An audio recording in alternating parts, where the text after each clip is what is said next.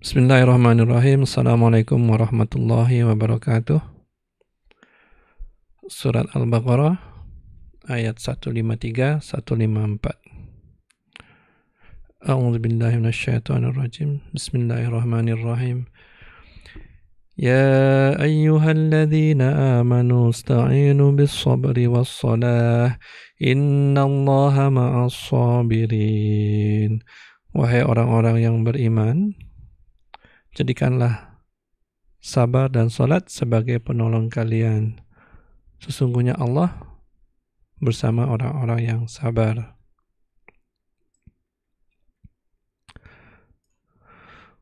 ولا تقولوا لمن يقتل في سبيل الله أموات بل أحياء ولكن لا تشعرون.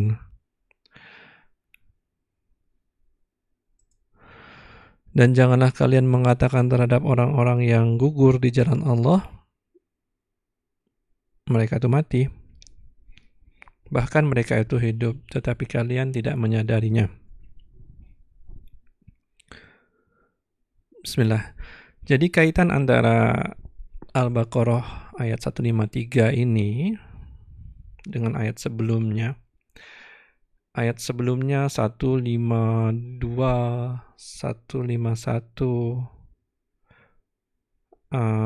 150. Allah menceritakan tentang nikmat yang Allah berikan kepada umat Nabi Muhammad ini berupa Ka'bah, berupa Rasulullah SAW yang menurunkan ilmu yang mengangkat derajat mereka dari kaum jahiliyah menjadi orang yang beradab. Nah, untuk membalansnya, seperti biasa dalam Quran itu ada sistem balance. Sekarang selain nikmat ada ujian. Nah, ketika umat ini diuji, Allah memberitahukan dalam ayat 153, firman Allah, hai orang-orang yang beriman, jadikanlah sabar dan salat sebagai penolong kalian. Sesungguhnya Allah beserta orang-orang yang sabar. Nah,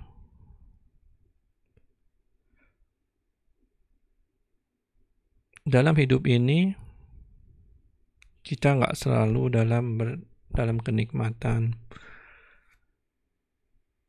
karena hidup ini tujuannya adalah untuk mengetahui untuk muslim di level berapakah dia akan tinggal nanti. Surga itu ada 100 tingkat. Usaha tiap manusia berbeda-beda. Akan sangat tidak adil kalau Allah menempatkan orang yang malas-malasan beribadah, orang yang tidak pernah berusaha menuntut ilmu di surga yang sama dengan orang yang giat beribadah, giat menuntut ilmu. Nah, ketika Allah memberikan ujian, kita diminta untuk menyingkirkan, menahan semua rasa cemas, takut, gelisah yang pasti ada dengan sabar. Selain sabar, Allah minta kita menambah dengan sholat sebagai penolong serta pembimbing. Nah, ada sebuah hadis yang Rasulullah mengatakan bahwa mengagumkan perihal seorang mukmin itu, mukminnya bukan muslim, mukmin itu level yang lebih tinggi lagi daripada muslim. Tidak sekali-kali Allah menetapkan suatu ketetapan baginya, melainkan hal itu baik belaka baginya. Jika dia mendapat kesenangan, maka dia bersyukur. Jika dapat kesenangan, maka dia bersyukur. Dan itu adalah baik baginya. Jika dia ditimpa kesengsaraan, maka dia bersabar, dan hal ini adalah baik baginya.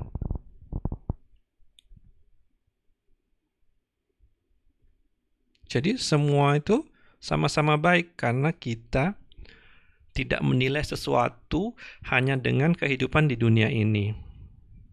Memang betul kehidupan di dunia ini ada orang yang diciptakan umur hidupnya miskin, sengsara, penuh dengan ujian, keluarganya berantakan, pekerjaannya hilang, sakit-sakitan. Tetapi belum tentu orang ini, boleh jadi orang ini akan memiliki derajat yang tinggi nanti di hari pembalasan dengan kesabaran yang dia miliki selama hidup di dunia.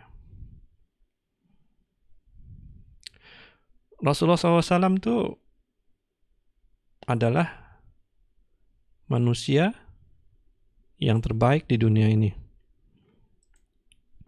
Nah, beliau adalah makhluk yang paling disayang oleh Allah. Sekarang kita lihat kehidupannya yang sangat detail dikisahkan dalam Sirah Nabawiyah. Beliau kalau demam, panasnya lebih dari kita. Kalau kita hanya bisa bertahan di 39 derajat Celcius atau 40 derajat Celcius, beliau lebih panas lagi demamnya. Kemudian anak-anak beliau semuanya meninggal kecuali Fatimah ketika beliau masih hidup. Pernah nggak bayangkan bahwa bagaimana depresinya melihat orang yang kita sayangin meninggal dan kita harus menguburkannya, terlebih orang tua yang harus menguburkan anaknya? Nah, dengan itulah Allah mengangkat derajat Rasulullah SAW, menempatkan beliau di surga yang paling tinggi, di maqam yang paling tinggi. Tidak pernah berarti makhluk yang disayang serta-merta dia mendapatkan fasilitas perang, maju, menang tanpa usaha. Tidak, Allah memberikan banyak ujian. Jadi kalau kita dalam situasi ujian, buka lagi Sirah Nabawiyahnya, coba rasakan emosi Rasulullah SAW ketika beliau diuji. Bayangkan lagi asik-asiknya menang dalam perang Badar. Menang dalam perang Badar 300 pasukan muslim melawan 1000 pasukan Quraisy, bisa menang. Lagi senang-senangnya, putri beliau meninggal dunia. Ada nggak yang mau seperti itu? Nah, Rasulullah SAW dalam hadis ceritakan ketika beliau mendapat cobaan, maka beliau mengerjakan sholat, berusaha untuk memperoleh kedamaian dengan memuji Allah, merasakan bahwa kita tuh kecil, dan memberikan hati ini suatu ketetapan bahwa semua itu datangnya dari Allah dan sudah diatur oleh Allah, dan kita semua akan kembali kepada Allah. Nah, di sini juga kita perlu membahas mengenai sabar.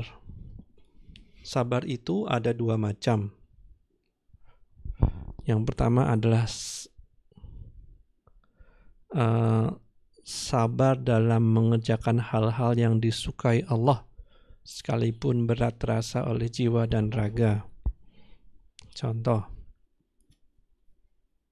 ini lagi musim hari raya Lebaran, kemudian habis itu kita mau puasa Syawalan, kue masih banyak, makanan masih banyak. Nah, kita berpuasa dan kita sabar karena tahu bahwa Allah menyukai orang yang berpuasa. Yang kedua, sholat malam. Lagi ngantuk-ngantuknya, semua orang tidur, habis itu mau wudu dingin, kita paksa badan ini untuk bangun dan bangkit bermunajat, sholat sebelum subuh. Berat, tapi kita sabar. Itu sabar yang pertama. Nah, sabar yang kedua adalah sabar dalam meninggalkan hal-hal yang dibencinya, sekalipun bertentangan dengan kehendak hawa nafsunya. Kita tahu peraturan syariat Islam ini, dan kita sabar untuk terus menjalankan syariat Islam ini. Nah, apa balasan dari sabar ini? Berapa besar sih? Kita kan suka bertanya, seberapa besar balasan atas orang-orang yang sabar ini? Nah, dalam surat Az-Zumar ayat 10 Allah berfirman bahwa sesungguhnya hanya orang-orang yang bersabarlah yang dicukupkan pahala kepada mereka tanpa batas. Pahala sabar itu hanya Allah saja yang tahu seberapa besarnya. Sama dengan puasa, hanya Allah saja yang tahu berapa besarnya. Kalau sedekah kan kita sudah dapat estimasi kan bisa sampai 700. Tapi ini untuk sabar dan puasa hanya Allah yang tahu batasnya karena besar banget. Jadi ketika kita menghadapi ujian, menghadapi masalah hidup, semua orang punya masalah hidup,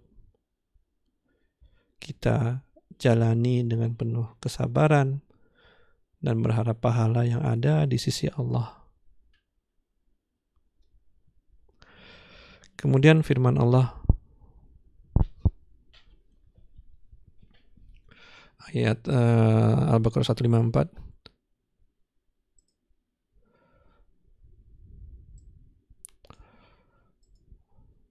dan janganlah kalian mengatakan terhadap orang-orang yang gugur di jalan Allah bahwa mereka itu mati. Bahkan mereka itu hidup, sedangkan kita nggak menyadarinya. Jadi hubungan antara 154 ini dengan ayat 153 ini adalah sambungan dari ayat tentang kesabaran dan ujian. Tahu nggak ujian untuk orang-orang yang pergi berjihad itu berat? Nah, jihad itu adalah salah satu bentuk kesabaran yang tertinggi. Berat karena diri kita ini, harta kita yang paling mahal adalah nyawa kita. Nah, ketika kita berpisah antar nyawa dengan badan, maka kita mengatakan bahwa kita udah nggak bisa lagi menikmati dunia. Nah, jadi kenikmatan dunia inilah yang orang sering didefinisikan sebagai hidup. Melalui ayat ini, Allah memberitahukan kepada orang yang mati syahid dalam berjihad, Allah beri rezeki seperti rezeki atau kenikmatan. Jadi jadi Rasulullah SAW sampaikan ini. Saya bacakan sebuah hadis dari Muslim. Rasulullah SAW berkata bahwa arwah para syuhada itu berada di dalam perut burung-burung hijau yang terbang di dalam surga kemana saja mereka kehendaki. Pause di sini dulu. Ketika seorang muslim meninggal, kebanyakan dari muslim atau mukmin yang meninggal, alam barzah mereka adalah mereka berada dalam kubur mereka dan mereka melihat rumah mereka di surga. Itu secara general muslim. Nah, syuhada dengan level mereka yang tinggi, mereka nggak cuma nonton rumah mereka, tapi mereka terbang karena arwahnya ada di dalam burung-burung surga. Mereka terbang kemana sehingga mereka merasakan secara langsung walaupun mereka belum boleh untuk menikmatinya. Jadi kelihatan kan ya, Muslim betapa derajat para syuhada ini jauh di atas Muslim biasa. Kita kalau ngomongin akhirat, kita ngomongin derajat tuh nggak sama antara orang yang antara satu dengan lainnya itu tidak sama. Lanjutkan dengan hadis. Kemudian burung-burung itu hinggap di lentera-lentera yang bergantung di bawah arash Allah. Kemudian Allah menjenguk mereka. Allah ini berfirman kepada arwah para syuhada. Apa yang kalian inginkan?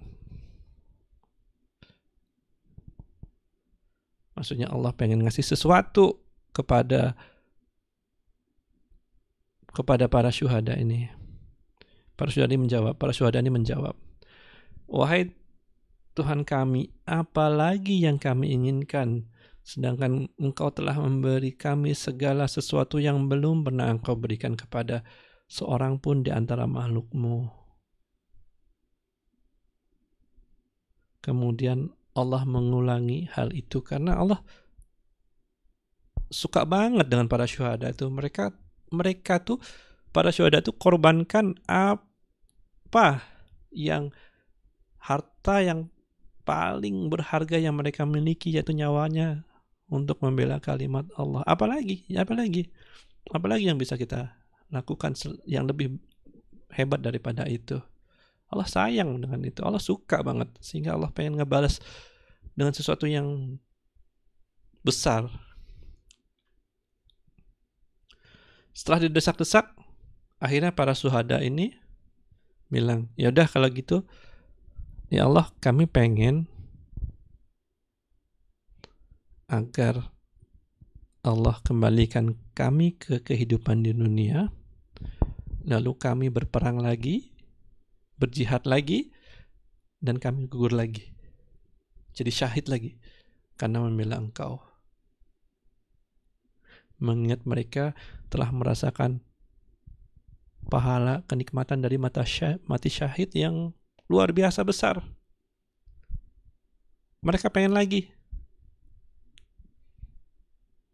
Ya Allah, jadikanlah kita semua orang-orang yang bisa mendapatkan derajat tinggi, mendapatkan kematian secara syahid.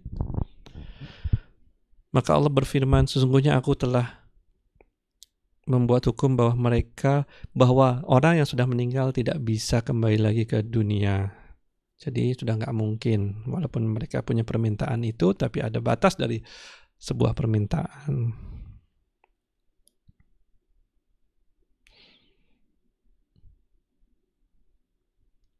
Itu saja 153,